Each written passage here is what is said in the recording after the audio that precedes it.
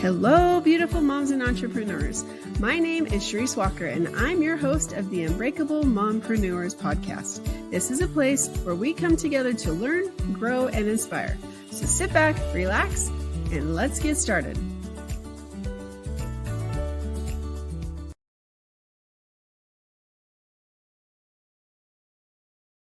Hello, Unbreakable Mompreneurs. My name is Charisse Walker, your host, and today my question for you is job search, job hunting. How do you get into it if you're looking for something, and what do you need to know? And if you're hiring, the same type of things, some tips on that as well. So without further ado, Megan Applegate is in the house. So Megan, why don't you introduce yourself to us? Sure. Thanks, Charisse. So, like she said, my name is Megan Applegate. I am a business owner. Actually, I own two businesses. I live in Charlotte, North Carolina, and I have a husband and one son who is just started as my business. I came from the hospitality industry for over 20 years, and that has led me down a path to transition into being an owner with Gecko Hospitality, which is a third-party independent recruiting company that has that niche in hospitality. And from there, I've been doing that since 2019. From there, was an offshoot of another business that I now own called Career Blueprint Solutions, which basically helps individuals in the career development space. So resume writing, LinkedIn, interviewing, anything that relates to how I can help them further their career. So thank you for having me. Yeah, thanks for being on. All There. right. Did you ever envision yourself in this career where you're owning two businesses and doing what you're doing today? No, no. If you would have told me years ago that I would be number one a business owner, I might have believed you because I always had that in the back of my head, but in a completely different way. I thought I was going to be an event planner that owned my own business because I was in sales and catering events and hotels for so long, but never did I envision recruiting. That was something that literally landed in my lap. And in interesting enough, it was the perfect time because I had kind of hit the end of like the burnout of like, Mhm. okay, I just like love this industry, but I cannot do this anymore. I lost the spark, Yeah. if you know what I mean. Mhm. And so the Gecko Hospitality kind of fell into my lap, and I I loved it, and I learned so much from being on the other side as a recruiter and knowing the ins and outs of what hiring managers are really looking for, and going through so many different resumes and realizing people just don't have the knowledge that's changed. And so, yeah, like I would have never pictured myself here, in especially with two different businesses. But for me, it's perfect timing, with my son and owning my own schedule and being able to be home and work from home and really work from anywhere, being a service business. So it's it's crazy to think about if I'm like, you know, 8 years ago, no way. So how did it fall in your lap? I actually, I jumped from working in hotels over to working with Compass Group, which is more of a contract food service. I don't know if you've heard of Compass. They're quite large. So Mhm. it's the same kind of scenario of going from a director of catering into more of the same kind of industry, but very, very different, very specific, very much rules driven. We were managed by a third party, and it was a huge step up for me in salary, and I was traveling, and I was just like so excited about this new venture because I thought that's what I wanted. 7 months in, I was like, what have I done? This is terrible. It just drained me. I don't know. It wasn't a good fit. And I then thought, well, what am I gonna do? I don't want to go back to my old life, and but that's what I know. And I talked to my husband about it, and he's like, you know what? I've had this recruiter reach out to me in the past. Why don't I just share your resume with her? She can give you a call and see if she can help you locate anything for a job. And I said, all right, that sounds great. And her name was Joan, and she called me and she's like, I really don't have anything that we're working on that's a great fit for you right now. However, have you ever thought about being a recruiter? And I was like, what? No, I've never my life isn't really hiring and managing people. I was like one-on-one, a lot of client relationship management, and that kind of side. So I looked at Chris and was like, I don't know. This is an opportunity. We've always talked about owning a business, and what do you think we should do? And a month in, that was that. We jumped ship, and I started the business in 2019 on my own as being an owner within it's a franchise model. So we own the rights to North Carolina and Missouri happens to be for recruiting. And so we started that in 19, and then the pandemic hit, and I was like, well, this was bad timing. But we are still here. I don't know, somehow we just did what everybody else did and grabbed the loans and did all the deferments and we are still here. Busy as all we could be. So that was how my transition happened. That's so cool. I Yeah, love that because once again, it's a recurring theme when I talk to women that it's the spark isn't there anymore. It's just you don't feel called to do that anymore. Called to do something else, or you feel like you need to move on with your life and do something. And so now I'm sure it's much more rewarding, and you feel like you're helping a lot more people than you were before. that is right. Yeah, I will never say that owning a business is easy. It's Hmm. definitely not. So much more goes into owning a business than just like the work itself, Yeah. right? And so I think that in itself has been a huge transition, but there's just something about being responsible for your own growth and success and not working for somebody else and being super passionate about what you do. And like I said, being able to be home when my son gets home from school and being there anytime he has sports and anything. We're not rushing from uptown Charlotte all the way back down here. And I felt like I was always trying to catch my tail before trying to be a mom and working crazy hours on the weekends. So this has given me a ton of freedom to just live my life. And luckily I can do this job from anywhere. So we could go to Florida for a week and if I needed to work from there. So it's been a huge change in a good way for us. Oh, that's great. Now, Yeah. talk to us about the franchise model because you hear the good and the bad. And Sure. so, what do you wish you would have known that you know now? Um, the franchise model I actually can appreciate a lot. And there was a lot of learning. Like you said, it was a huge learning curve. But one thing I will say about jumping into owning within a franchise is there's so much support. Mm. Like we have 45 different partners that Wow. all do the same thing we do across the United States and Canada. I think they're building into the UK now too, but the company's been around for 25 years. So, the good thing is they handle all of our billing, they do a lot of the marketing, and so there's a lot of the non-startup, right? Like I didn't have to build a website right away. Oh, nice. I didn't have to deal with the clients that are not paying their bills on time, and there was a process and I was just trained how to do it versus completely being like, this is great, but I love it and I think I'm gonna love it, but I don't even know where to start, right? If I need help with IT. So that in a sense has been great. And we've been in it, this will be our 8th year, and the people are wonderful. And I think there's something about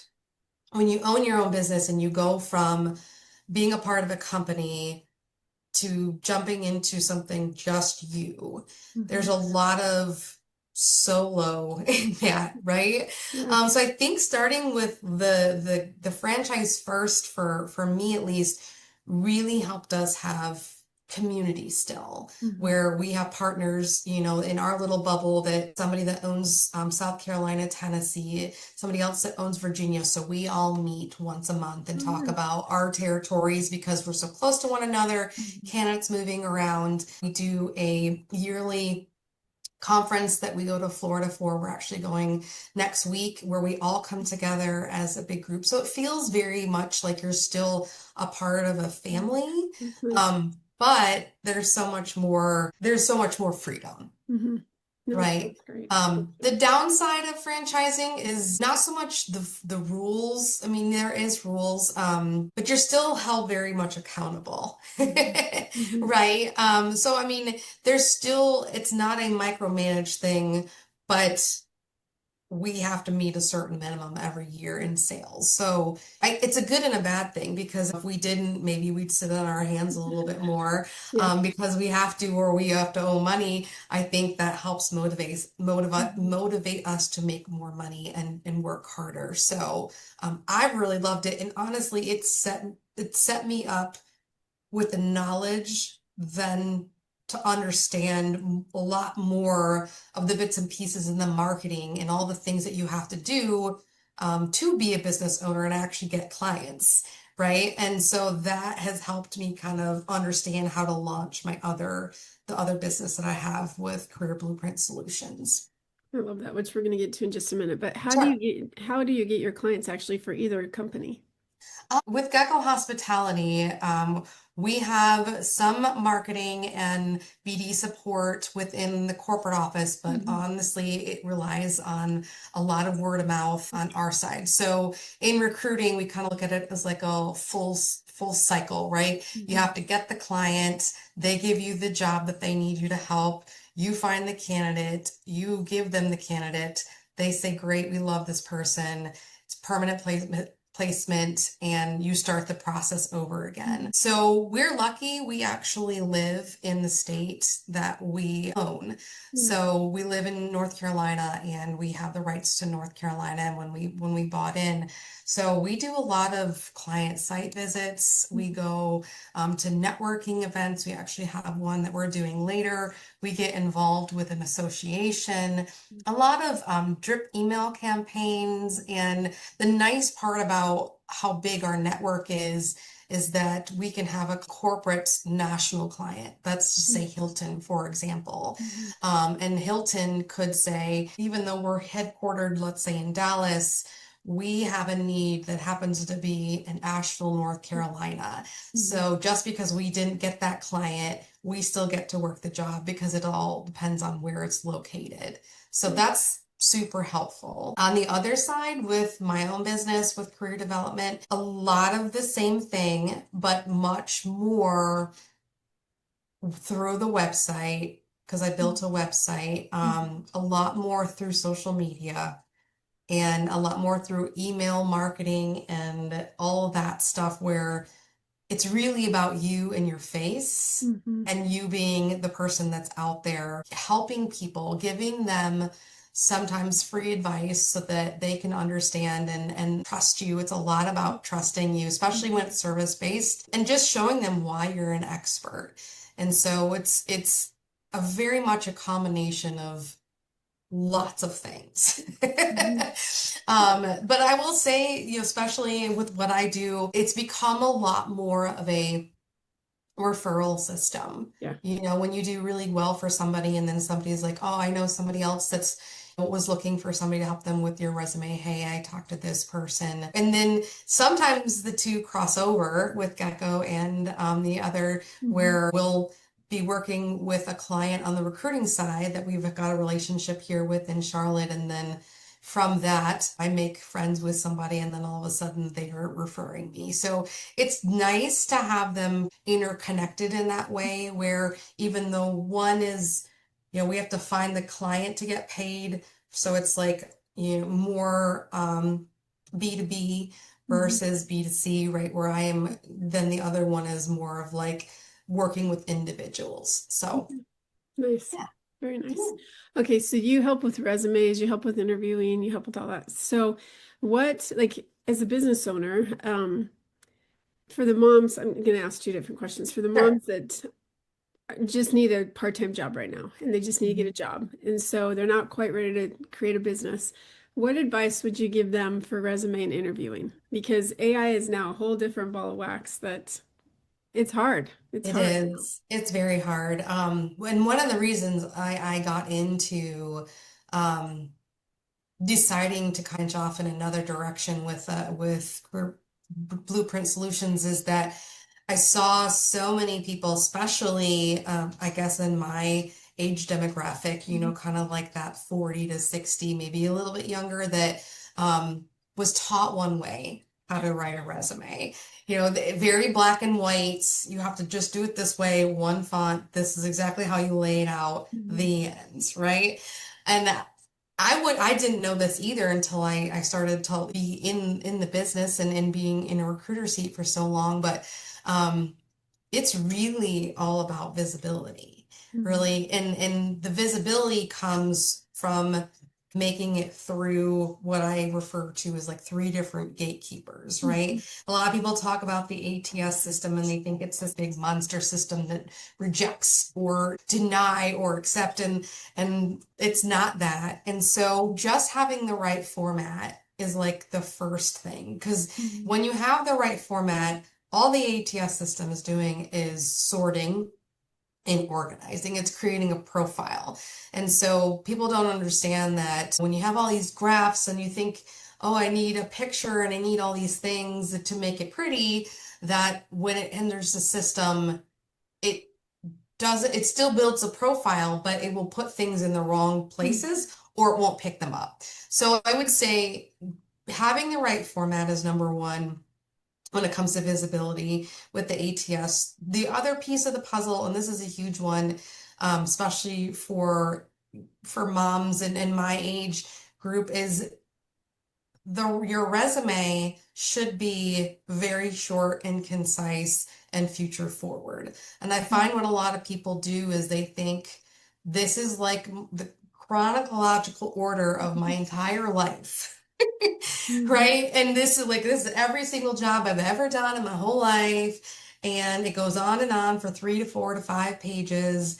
And it's just listing out job duties where that is not what we want to see anymore, Mhm. right? We want to, and this has to do with AI. There's lots of keywords, and that's with the ATS and the AI. So if if anything, find the job that you want to do and be very specific about looking at some job descriptions Mhm. that are specific to that and study it a little bit. You can even put it into AI and say, hey, give me the top 10 keywords you see in here. And then you have to make sure that those are in your resume because that's a huge thing that will get you like to the top of the pile. And then once you have that kind of clear, defined job that you want, and you're like, okay, I'm gonna write my resume a little bit around that. I'm gonna have the right format. Then kind of the third step is writing it where you're talking to the hiring manager.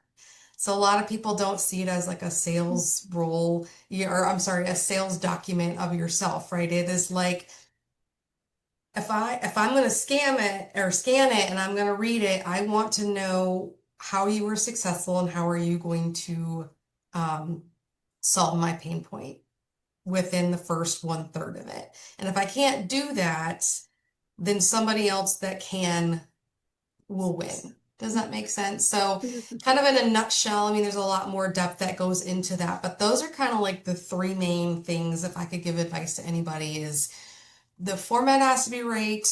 It needs to be very concise, to the point, forward thinking about the next job you want, 2 pages or less, and it has to answer the question of the problem that you'd be solving for the potential employer.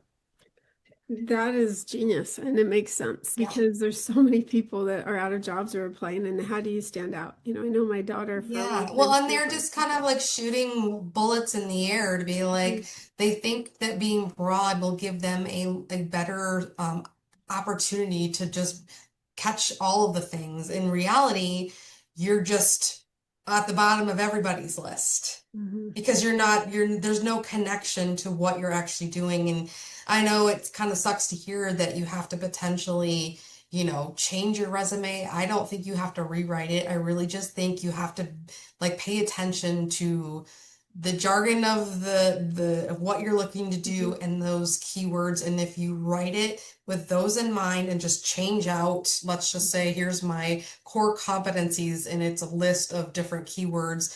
Um, Use hard skills, not soft skills. because those are, even those soft skills we need, those are not what's going to make me go, oh, she's got the Yeah. exact, thing that I need. And try and put yourself in the higher manager position to be like, would I hire me?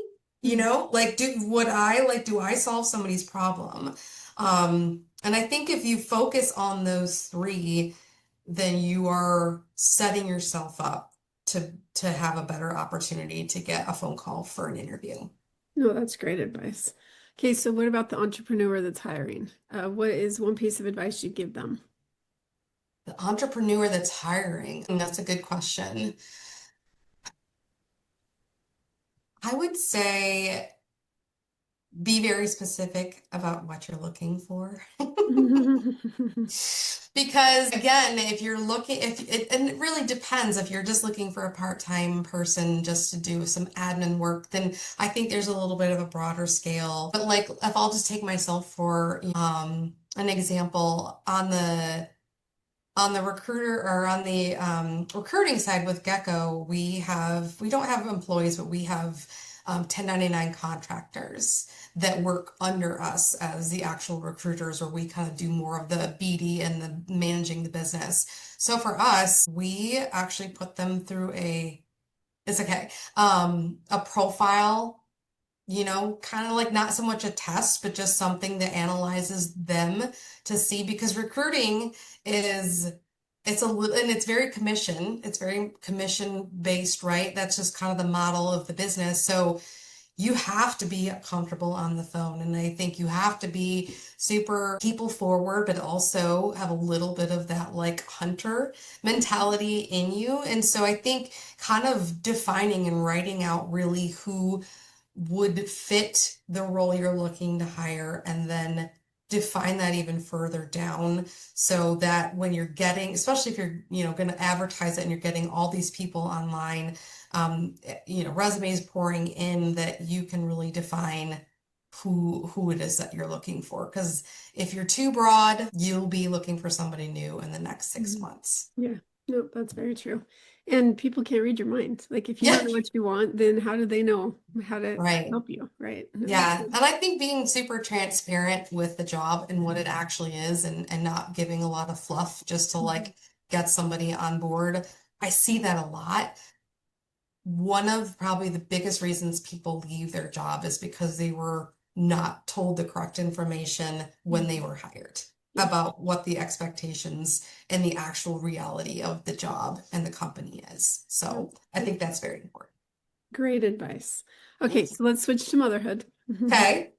So you started your business when your son was a little toddler, right? And so what have you been able to do that, like, to balance the schedule, I guess? Because especially Sure. now that he's going into high school or is in high school, that's a lot more stuff that he's involved in, I'm sure. So what do you Yeah. do to make sure that you have time for him, but you also need to take care of your business?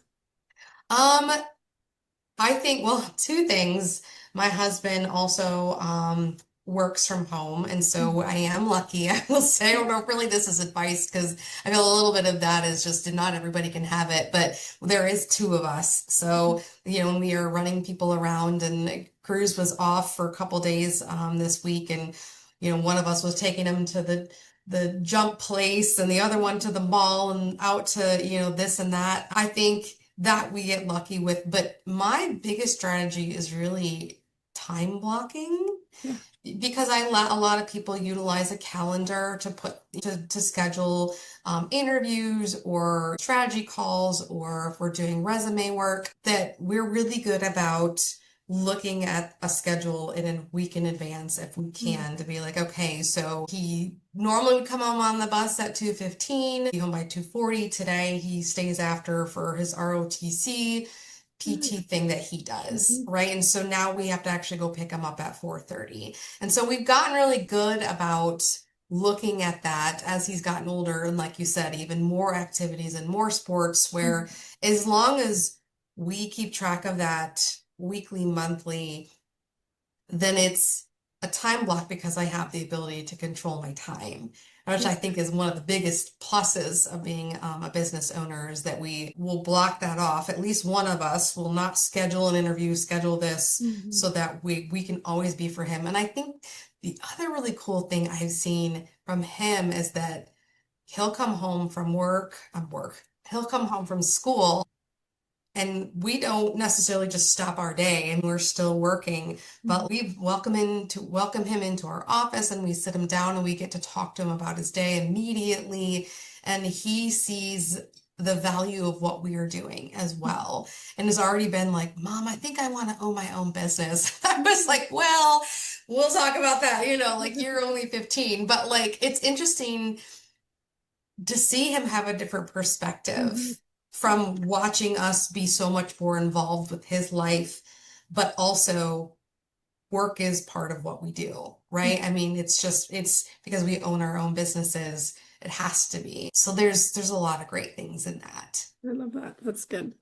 Okay, last question. Okay. If you are sitting on a park bench and first time mom comes and sits next to you, you guys get talking and you're up into the year 15 now, she's just starting out. Um, if you could go back, what is one piece of advice you wish you would have known as a new mom Oh or as a gosh. mom in general? One piece of advice I would give a new mom, having 15 years of experience with it, is that the thought of being perfect doesn't exist. And that it's very hard to break your child. And like I just when that happens, I feel like a lot of people and you know it because the second time I only have cruise, so I don't have a second, but all my friends that are like, oh, the second and the third, like I wasn't worried. And I think we think, oh my gosh, this is a human life and we have to be so perfect or they're gonna end up not being, well-rounded or good in school or just if your child is like not walking when the average child is, or not speaking, or anything that seems like they are not following the rules of society, I think nobody is. Mhm. So the idea that we have to be perfect parents to have perfect children is not possible. So just to kind of get that out of their mind that like, yeah, there'll be mistakes and your child's going to get hurt. I can't tell you how many times like we've gotten really lucky, nothing major, but like you Mhm. have to like understand that that is going to happen. You can't protect them from, falling from a monkey bar Mhm. or, whatever whatever they're doing, to expect it, I think. Yeah. Well, I think that that's really good advice because thinking back, like you as a kid, how many things I can't tell you how many broken bones I had, how many sprains, how many this, like the heartbreak and the like you can't protect your child. If you do, then they don't learn and they don't like I look at kids, I feel like they're a lot softer today than they Yeah. were. You know, a good Right. example, my son, so he didn't break. He had to have surgery on his right foot, so he can't drive. Like I'm his Uber driver at this point Oh in life. gosh. Oh gosh. And Yes. he's on the spectrum, so like communication is a tough thing for him, and thinking forward is even Yeah. tougher. So if he has to be at work at 11, he's down at like 10:55. I gotta go. And I'm like, oh, you have to be at work right now? Well, I have to be in a meeting, right? So how does that work? So I have the standing schedule. I believe in filling your bucket, and a monthly massage is something I do for myself. And so I'd already canceled it last week because of situations. So I was not gonna like, and if you cancel within 24 hours, then you have to pay for it anyway. So Right. I Right. go to pick him up at his physical therapy that he doesn't even tell me he has. I drop him off, and I don't have time to pick him up. And he's Yeah. 20. Okay. Yep. Oh, okay. So, I'm like, son, you can come and it's a 90-minute massage, so you're welcome to sit in here. Or he's like, well, I'm just going to stay at the hospital then. I don't want to wait there. And I'm like, okay. And he just kept standing at the door. I'm like, I have to go. I'm going to be late. I have to go. You're either in or you're out. And he's like, Right. well, I'm just going to stay. So I gave him my credit card because that's another story. He didn't have Right. any money at that point. And so I'm like, okay, well, if you're still here, then I'll pick you up in 2 hours. Otherwise, figure it out. Yeah. And so And I've never really done that. That's not true, but to that extent with him. I've usually been the type that has coddled him because of his Sure. issues. But I just thought, okay, this kid is supposed to be leaving for 2 years to go to a foreign country. Like he is not prepared. And Right? so I'm just, whatever. And Yeah. so turned off my phone, enjoyed my massage, turned it back on, and I'm like, here's the test. He can get an Uber car, like he can Yeah. Uber home. That's why I Yes. gave him the credit card. Yeah. And he did. I didn't have to hint. I didn't have to do anything. He figured it Oh. out. And I'm like, yes. And I'm like, you passed the test. But Yeah. I think that we as parents, we tend to want to do so much for our Oh, kids I sometimes agree. that Yeah. we're doing them a disservice. Like he needs to figure out at 20 years old how to get home, Yeah. right? Yeah. And you know, Yeah. he did. Yeah, that's absolutely. I mean, you have to prepare them for that because if you do everything for them in life, then Hmm. like you say, then how do they know how to do anything when they go to Yeah. college? Yeah. You have to learn all of this at a younger age. So I Yeah. think that's great. Yeah. Yeah. Hard, I No. know, but No, as mom, you do, and it's going to be hard to watch them go through the tough stuff. But if they don't, like my kids, the biggest thing for them right now, because I have like 20 to 26, I have oh four well, kids that okay. age, and then I have a 10 and a 12, right? And so, Oh my goodness. yeah, it's still in elementary Oh school. my gosh. So, but to watch that, it's like, okay, you are at that age, you need to figure it out. And they expect us to pay for their college, for cars, for their insurance, for their phone. And I would never have even thought of that at that. I left home at 17, but nowadays, like the kids are like, well, mom and dad, like my friends' parents are paying for all that stuff for them. I'm like, I'm sorry that they're doing that because they're not preparing them. So I know Right. that right now they're not very grateful, but I think in 5 to 10 years, they're going to be like, okay, thanks. Oh yeah. Oh yeah. For sure. I mean, but think about it when you're a kid, like Mhm. we went through the same thing of people, our parents, at least for me when I was growing up, it was the same thing. Like, Mhm. you want a car, then get a job Yeah. and pay for your own gas, Hmm. and you're gonna get my hand-me-down car, Hmm. and we're gonna pay for half of school, you're gonna pay for Exactly. the other half of Yep. school. Hmm. But yeah, like it's I think that the idea of wanting to do everything for our kids is so easy to do, Hmm. but Especially in today's world, it's wrong. It Mhm. is. I Yeah. agree completely with that. Yeah. All right. So if our listeners wanted to get a hold of you, how would they do that or learn more about your companies? Sure. So Gecko Hospitality, their website is basically geckohospitality.com. So from a recruiter point of view, you can look at but that is like the overarching franchise company. Otherwise, Megan at geckohospitality.com, and then Career Blueprint Solutions. Our website is the same. It's just careerblueprintsolutions.com, or Megan at Career Blueprint Solutions if you're interested in even just sharing your resume with me to be like, hey, can you give me some advice? Maybe not, I'm happy to do, at least if nothing else, point out what you're missing or need to change. So, anything I can do to help anyone out there that needs the confidence, because I think there's so much information. It's like the generation that our children are in is indeed inundated with Yeah. so much information. It's hard and overwhelming to know who to believe, what to do, what to look at, where should I do this, where I think with that side, with career and growing and getting better, it's if you can find some clarity and some confidence to where you can really be confident in what you're doing and moving forward, and when you're applying, and feel like you're not, making the wrong decisions or what have you, is huge these days. So No, I yeah, agree. And especially when it's so much harder to get a job than it used to be. Because it you used to have is. to walk in and give the resume and they'd hire you on the spot or something. Now it's go to our website, apply there, and then you never hear Yeah, and back, fill right? out So, all of these different yeah. forms that all Mhm. say the same information, and ghosting is a huge thing in the industry now. And this is like, I almost think it is the same kind of pandemic. Like, it's crazy. And when it first started happening, I was like, why does everyone think it's okay to do this? Yeah. But it's still happening.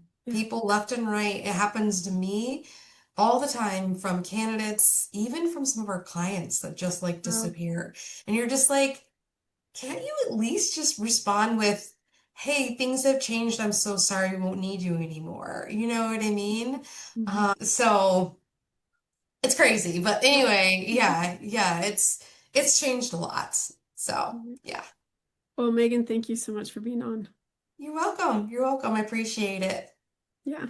And moms and unbreakable moms and entrepreneurs, it's all about making sure that communication is a big thing, but getting noticed and knowing how to stand out from the crowd. And also communication, like I said, is to the candidates that might have been applying for you, because you never know when you're going to need somebody else again. So making sure that you leave a good mark at all times. So Yeah. go out and make it a great day.